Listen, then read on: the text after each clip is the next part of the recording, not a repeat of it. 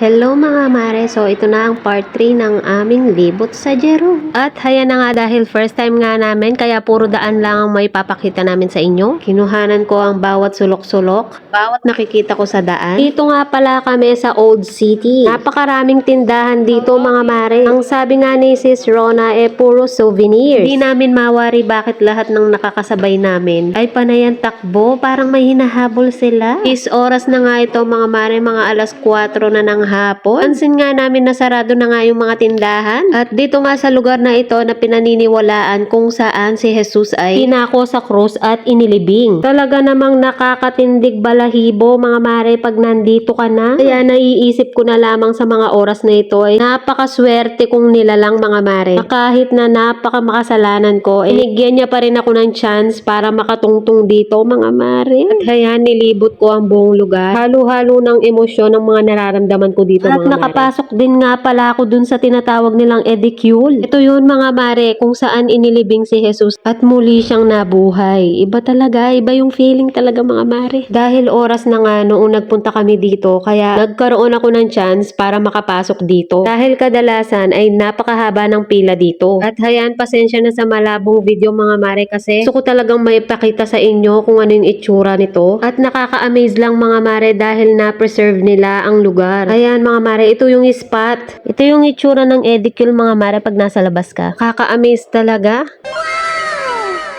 Nasa loob pala tayo ng Church of Holy Sepulchre. Habang naglalakad-lakad ako, napansin ko yung pader mare. Original na original pa talaga. Makikita nyo naman na ang dami ng pinagdaanan ng mga pader, hindi ba?